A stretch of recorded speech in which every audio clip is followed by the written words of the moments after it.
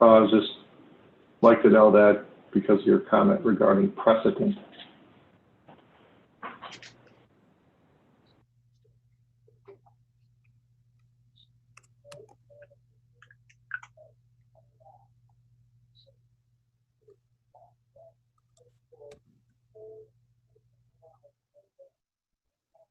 Is the intent for 24/7 illumination?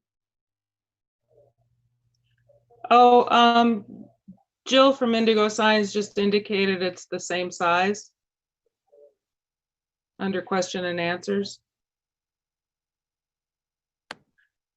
I have 38 square feet on the. Oh. This one is 88. I could be wrong on that. I'm just pulling up our permit reviews right now. So, yeah, Tim, I don't know if you heard or not, but Jill from Indigo jumped on in the Q&A and responded with it's the same size. okay. If it were outside of the bounds of what we would typically allow for in the light commercial district, our sign code sort of sets that as the max size. So if they wanted to go above 100 square feet with a setback less than 100 feet, I would say that's a precedent we don't want to cross. That's a line we don't want to cross. If it were over 200 square feet with a setback of over 100 square feet, which is how it's written in our light commercial district, I'd say then we have to probably rein that down or have some very clear findings of fact. So light commercial district is sort of the biggest we allow in those wall signs. And this is under that. So staff doesn't have concerns necessarily on that. We would, of course, like I said, if it were facing a residential area, if there were flashing, there's a lot of protections in there on those things though, as you'll see in the next item as well. So yeah, and it's not gaudy. I mean, we get it. We're just, yeah. I think the question is more in line with what do we get ourselves into in terms of precedent. Yeah, that's important. I'd just like to add that.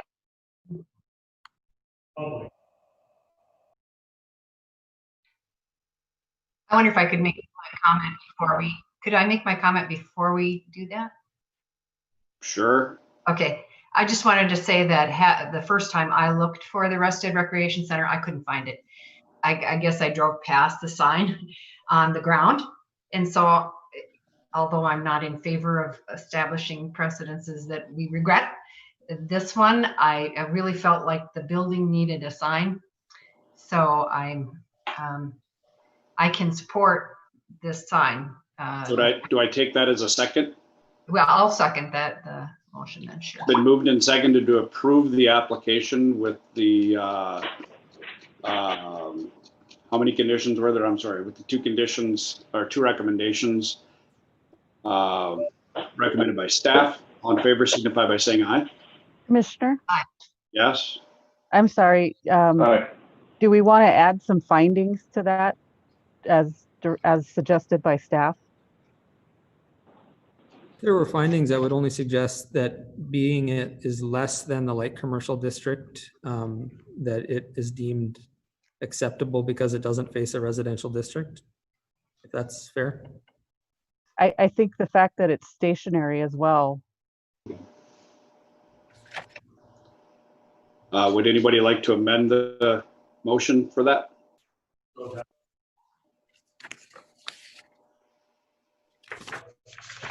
Do I get a second? I'll second. Okay, so the motion's been amended to add a condition related to findings that the sign is stationary.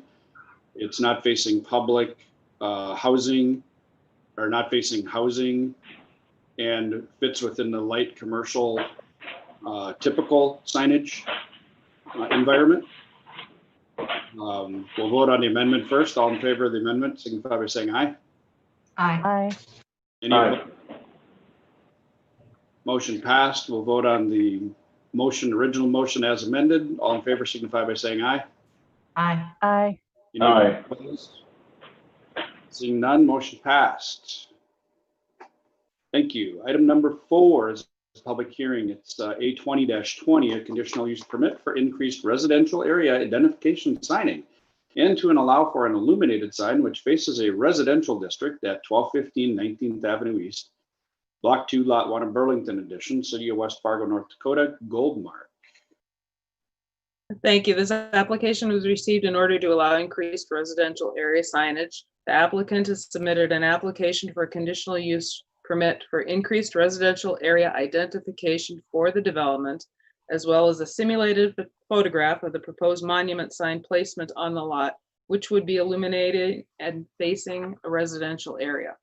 Under section 4-460.9.1D, general sign regulations in residential district, increase in signage, additional signage may be considered by the city as a conditional use, subject to following the conditional use procedures established by the city. Also, under 4-460.7.14, general sign provisions, signs in residential districts and signs facing residential districts shall not be illuminated unless approved as a conditional use permit. Except for conditional, as provided for a conditional use, residential identification signage is permitted only one sign for each exclusive entrance to the development, which may not exceed 32 square feet and a maximum height of 8 feet for freestanding signs.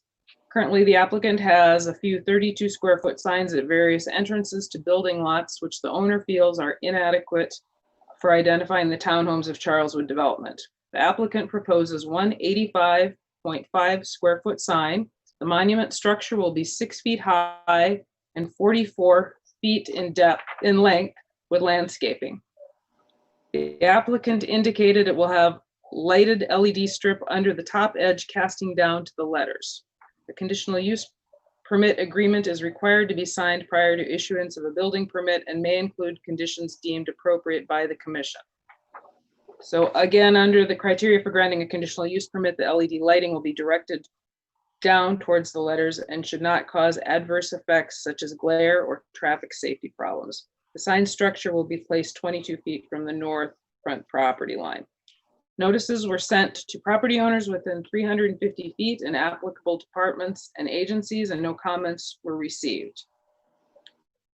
It is recommended that the city approve the proposed application on the basis that, with conditions, that it could be considered consistent with city plans and ordinances, with the recommended conditions of approval as follows. Consideration be given to any public comments that may be received, and a signed conditional use permit agreement which outlines these details is received.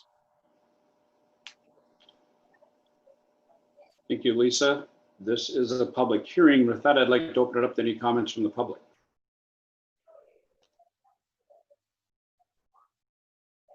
Any comments out there from the public? Anything from the public? Seeing none, we'll close that portion of the hearing. Commissioners.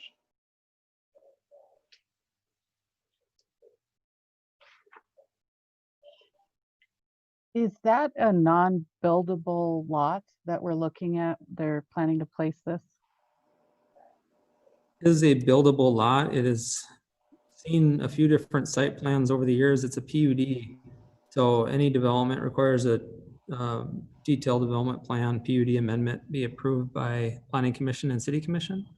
The last iteration had, I believe, 8 more townhomes on this lot. They had an issue with parking, and so they kind of backed away from it.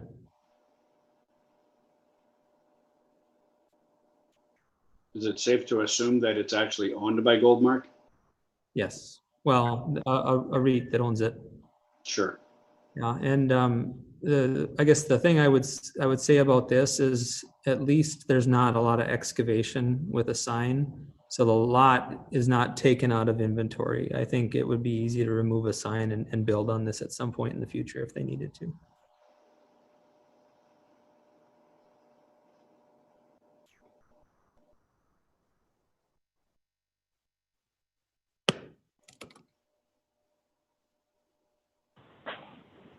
And 19th there, is that a connector road?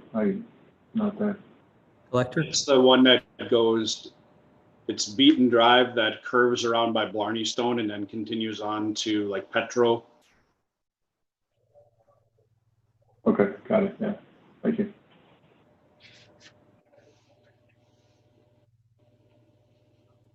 The buildings you see in the background there are the Element Hotel and True Blue.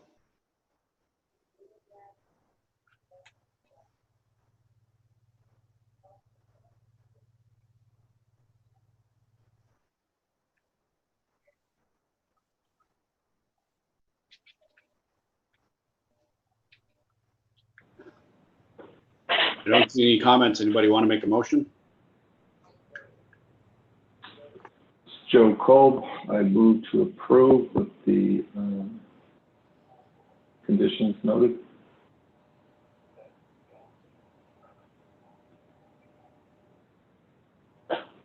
Been moved by Commissioner Kolb, seconded by Commissioner Gus. I can't see his picture right at the minute.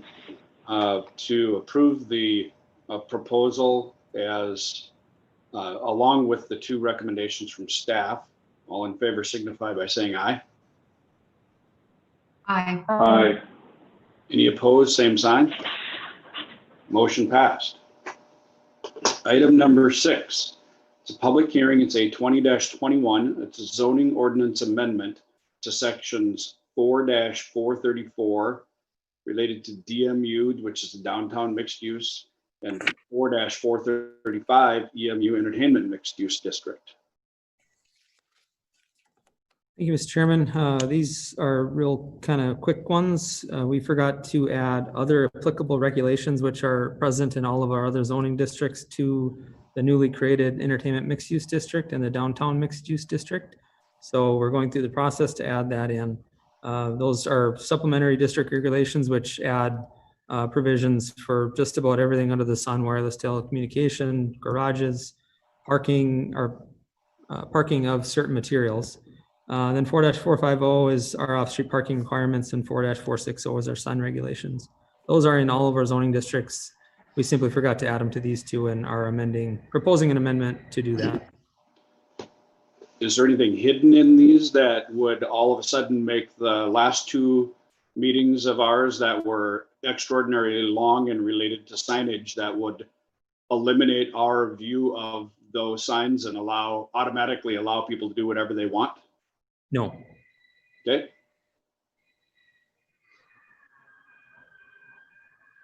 I move approval. Second. Been moved and seconded to approve the zoning ordinance amendments. All in favor signify by saying aye. Aye. Any opposed? Aye. Motion passed. Item number 6 is continued. First of all, do we have to go through this? Are we going to continue it again, or are we going to talk about it? Nope, continue, please. Okay.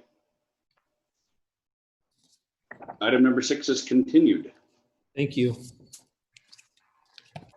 Item number 7, correspondence. Yes, and I just emailed to you folks before the meeting. I'm going to share my screen. Dustin, I just found out he's unable to attend the meeting. We had a conversation with the new start of the alignment.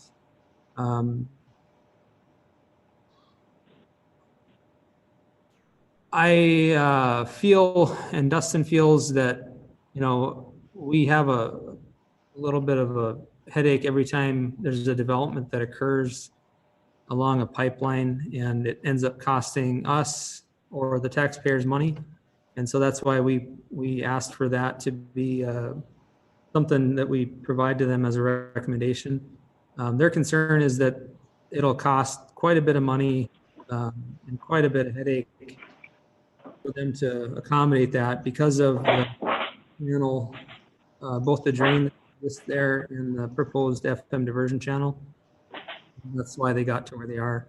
There's also some homes there, and they're required to stay within 500 feet of those homes, and a lot of things that they're dealing with there. So what they're asking is for us to read this letter, consider that letter, and reconsider our comments, because although they're just comments, they feel that it may add a lot of time and studying that they've already done to their process. And hope I got all that right. I believe Ole Olafson is on the Zoom here that can speak to that a little bit. He's a local contractor working with the company that's helping out New Star on this. And one item that I was able to kind of make sure that we ensure that happens is if indeed we make no comment and they go through with this, that they fully vacate the easement that they have on the existing alignment and simply just have the one, so we don't have to deal with two easements. That would make our lives a lot easier if we just have to deal with one easement there, if there's any development that happens there in the future. So what they do is 100-foot easement, kind of blanket easement. So we just basically got to stay away from that area with homes and standing water, things like that, disturbance. So Dustin and I both felt okay with that, depending on how the Planning Commission feels. We're certainly willing to rewrite that letter if you so choose. I'd like to look at this a lot closer than I can see it right now. Because if that proposed, if what New Star is proposing to do is run that right next to my new property personally, I'm gonna abstain from this side of the fence and I'm going to the other side of the fence. Well, you can't do that, but Well, I sure can. in terms of how we respond as a planning commission, I'd prefer you didn't do that. The alignment that we're talking about is from the County Road 15 Okay. to the Raymond interchange approach. In terms of if you oppose it as a property owner, that's a difficult thing of abstaining from the vote and then coming out and speaking out against it. But as far as those concerns we have related to our goals as a planning commission, those are the kinds of things I want the planning commission to reply to this upon. Okay. So No offense, no offense intended, Mr. Chairman. I understand, but I'm just saying. So they're currently running in that yellow line and they're proposing to run in the green line. Yeah.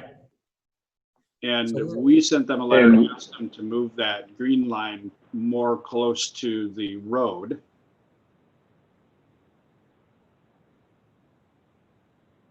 Which Yeah, last time we talked, we asked you guys to draft a letter and send it to them based on our consideration. So we're not, I wouldn't want to use maybe not use the right term here, wasting land in case it becomes developable. Yeah. I don't know if that's English, but. Well, and trying to avoid potential issues if it is developable. So we don't want to have costly or potentially dangerous encounters with that pipeline should there be development pressure there. But I'm a little confused as the part that they're saying is going to cost them significantly more money in the comment that you made. What piece of it is potentially costly? So if they move this line south, and I have my hand over the screen share if you guys can see that, or north, Yeah. there's potentially more costly and more environmentally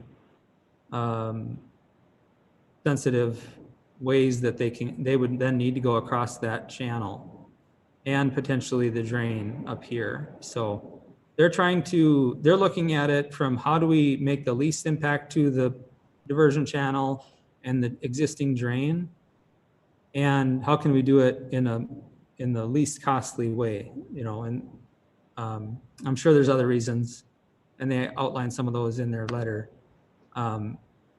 We're looking at it from our perspective, and our perspective is what's the least impact to developable. If this were not in our comp plan as developable area, we probably would have not had any comment. It being in there as developable area, we just want to minimize the impact to us, really, was our kind of concern that we brought up. So Tim, on that note, I do feel like the comments that we discussed are relevant concerns of the West Fargo Planning Commission.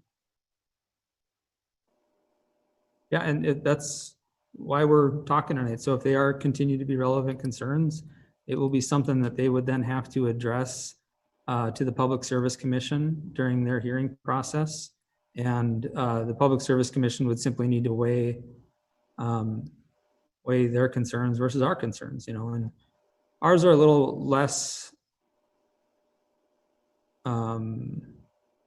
realistic at the moment. It doesn't impact us.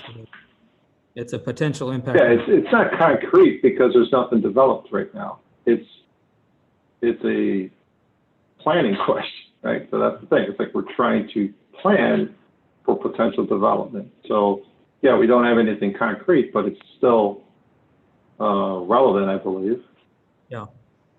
Right. And from that standpoint, yeah, it wouldn't be surprising if the Public Service Commission put more weight on the work that they've done, but that doesn't negate the fact that we should be on the record expressing the concerns of the Planning Commission. And that's my initial response was, these are simply recommendations.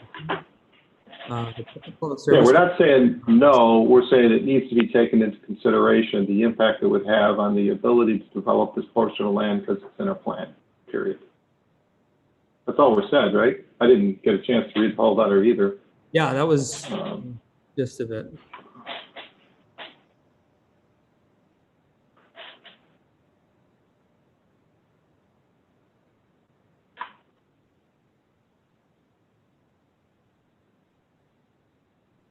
So, Mr. Chairman, do we have to take any action here, or is it a matter of, can we look at the letter and, or is it a matter of, no, if that's the gist of the letter, that's kind of what we said.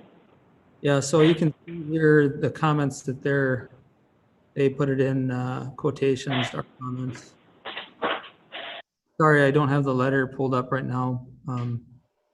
Along section lines that in quotations that I highlighted, there's where I say that's the gist of the letter. That was the extent of our comments, essentially.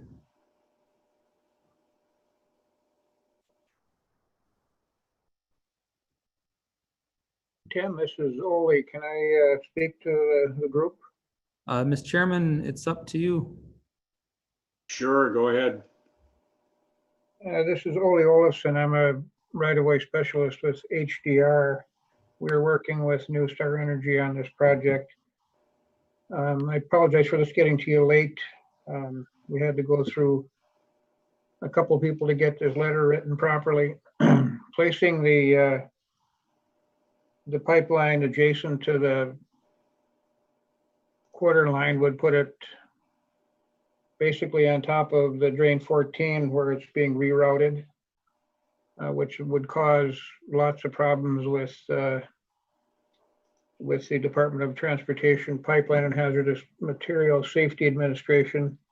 Placing it along the section line would mean you'd have to get waivers from the 2 farmstead homes that are out there at this time. And then if it's placed there as development takes place over the next 20, 30, 40, 50 years, anybody who would want to put in a approach off of 38th Street Southeast would have to work with New Star to get an approval, which may end up costing more money for the developers.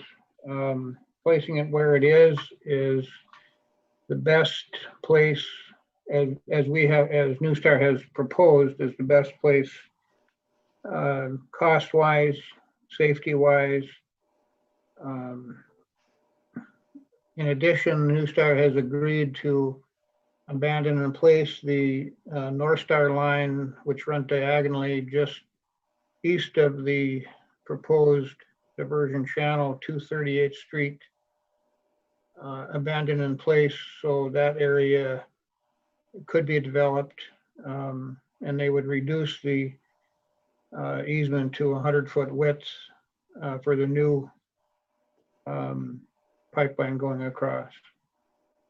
And they do have blanket easements on all 3 properties to place the pipeline that were signed back in the early 50s. Anybody have any questions?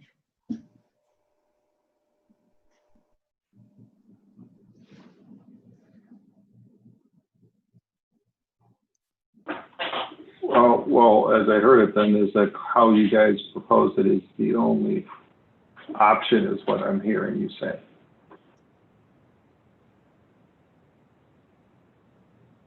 Yeah. That's the option that has been discussed, and an awful lot of the engineering has been completed on it. I am not at all knowledgeable about the PSC, but when they do have an entity like the city of West Fargo saying we'd like you to place it along the section line, it does bring up more of a discussion for New Star to get their permits to place the line.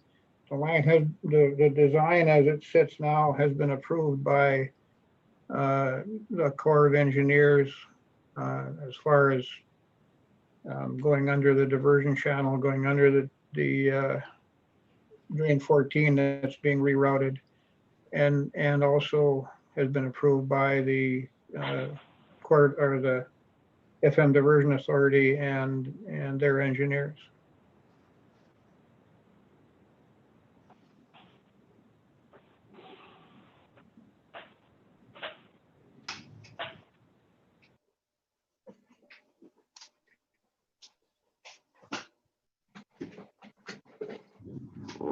Anybody else? Is any? So I think what I heard was it's their preferred alignment, but technically they have a blanket easement, so it could go anywhere on those 3 properties. That's correct. Not that it wouldn't create problems for them to move it, like he said, within proximity to homes or other things, but they do have flexibility to move it in terms of their easements that they own. Correct. And Tom, it is a mile east of your new property, a little over a mile. Yeah, I found that. Thank you. Okay. I was just pulling out my other map just to get a better picture of this.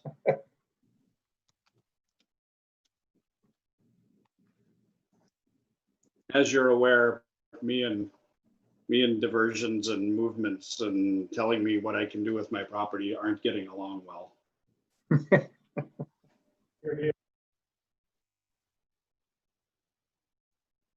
You aren't the only one.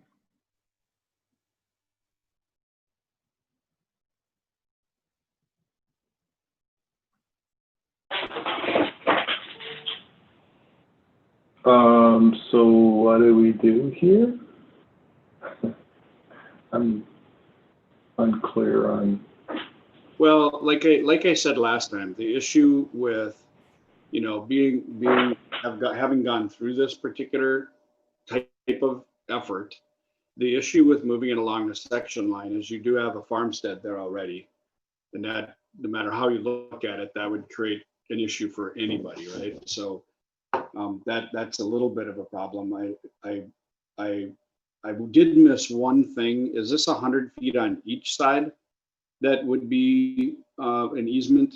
So we would have a 200-foot swath that nobody could build on, or is it 100 foot in total? 100 foot. Okay. And you can, yeah, they would reduce it if you were going to put a driveway or something. They would reduce it somewhat. I don't work directly with New Star, so I don't know their exact methodology, but there are homes along this pipeline going through West Fargo and Fargo with a 15-foot buffer on either side.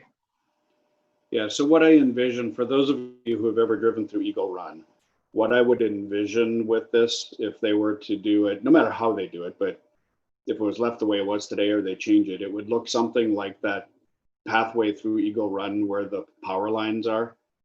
So there would be opportunity for a developer at that point to have some open space that could be developed around. Which is why I was saying last time, from my personal opinion, which does not make up the entire commission, that is for sure. I don't mind where they have it. Personally, I do get that it makes it challenging to build a road over it and those types of things. That is one of my questions, though, is let's just dream for a second that someday that is completely developed out there. Would there be able to be streets that go over top of this pipeline? Certainly not every 10 feet, but would there be able to be streets that go across it to create connectors within a development? Of Mr. course. Chair,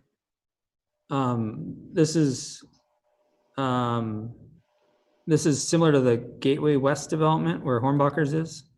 So this same line goes through there. And there was a number of years where they wanted a TIF district to help accommodate development around that. We turned that down. They just had to get a little creative with how they developed that site, and they had to be specific of where they put the road, and they couldn't put a retention pond on top of it, things like that. So it's certainly possible to develop around it. You're right. These were simply comments from us on where might be the least obtrusive. So having them remove the other one, the other easement, and then also having them survey this so we know where it is really helpful. So I'll just say that from my perspective, I don't know that it could be done a lot better than the way they've designed it. I know that I may differ from some of the others. Well, it sounds to me like it's somewhat less of an issue than we had discussed it on last month, as far as the need to move it to the section line or closer to the street or whatever. Is that fair to say? The only thing I would make a comment to, and I think Commissioner Walker made that comment, is, our role isn't to go through the environmental concerns or what the crossing of a drain or diversion channel is. Our role is the Planning Commission. And so I'm not going to recommend one way or the other, because that's why we have this process. And I understand what Ole's talking about and what New Star's talking about. We're adding a lot of headache to them, but this is, it's a process, it's a public process. And I've been to PSC hearings, and it's good for them to understand the impacts of everybody, whether or not it's a pain in the ass for, excuse my language, for New Star, for anybody else. Having them know what is important to us, to me, is important. That being said, if the Planning Commission feels confident that New Star has done their due diligence and we're only adding a headache, I don't have any objection to the Planning Commission pulling their comments.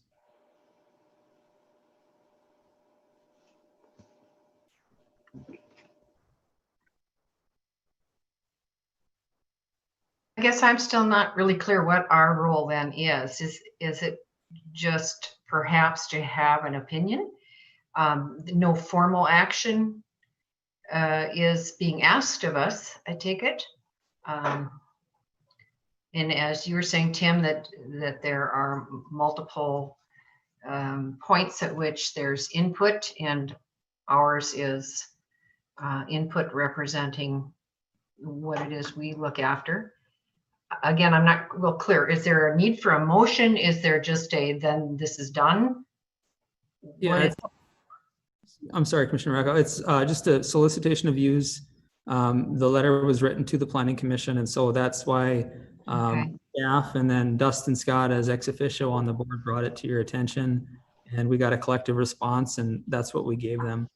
So what New Star is asking is for basically us to pull our response, so they don't need to address it at the Public Service Commission. I apologize if I'm making that too simple, Ole, in my comments. Please jump in if I'm off base. New Star is asking that you write another letter saying we understand that after talking to us yesterday,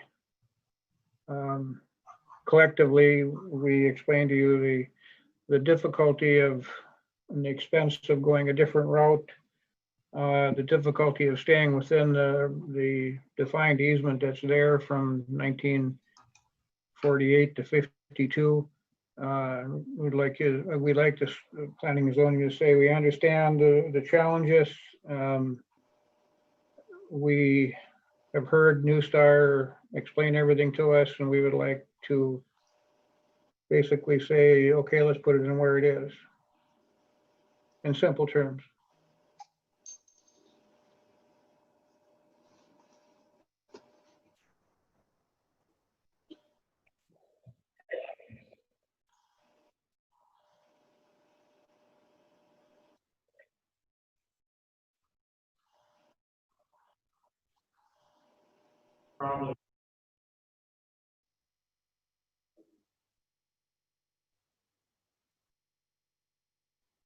Right. Yeah, and I think, if I could respond to one of the questions, I think it was Lana, I'm sorry. Banana, like banana.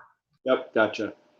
I think that, from my perspective, when we look at something like this, it's a perfectly good thing for us to look at because it does involve planning, right? It's like, what are we planning for in the future?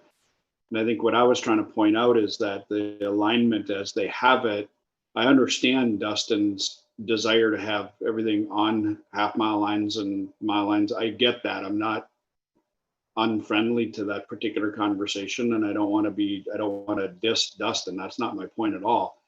But I think from a planning, a development perspective, I don't really see where either one of these makes it more challenging, because if from my perspective, if you move it right close to a road, I find that improvement of a road becomes a challenge, which might actually end up being more costly in the long run than planning a development around where a pipeline is. I know there was a challenge in the little corner over where Hornbacher's was, but that was a little bitty space. And you're going to have that same issue with this alignment on the south end of Willow Creek. I get that. It's also not a big, huge area. I don't know, maybe the city does have their eye on putting a 7-story high rise out there and moving the downtown west now after, 30, 40 years. I don't know what their plan is. But that seems like Commissioner Gus said, that seems like it's a long ways out as well. So from my perspective, I think what we did is we asked New Star some questions. I think we pointed out some things that we'd like them to consider. It sounds to me like they did consider them. They have a decent response, a logical and walk-through response from an engineering perspective. And from my perspective, I'd say I don't have a problem with this.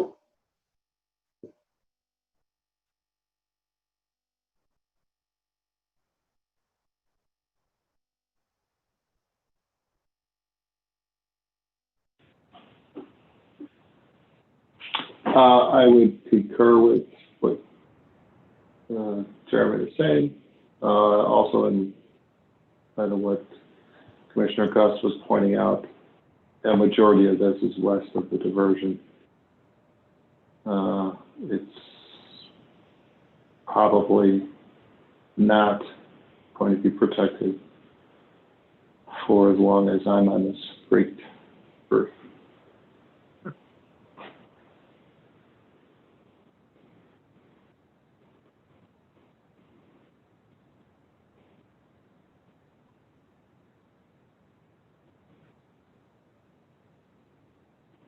I would second that if it's required.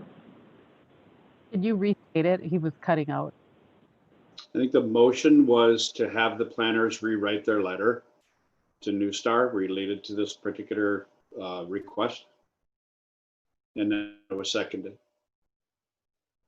Does everybody understand the motion? All in favor signify by saying aye. Aye. All opposed, same sign. Aye. I will break the tie and motion passed.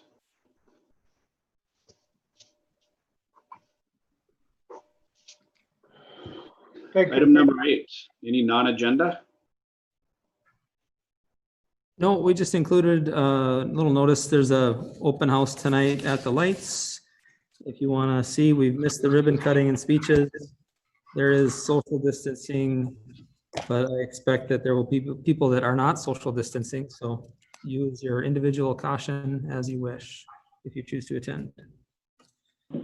Where's that open house, Tim? I'm sorry, I missed that. At the plaza at the lights at Cheyenne 32. Okay.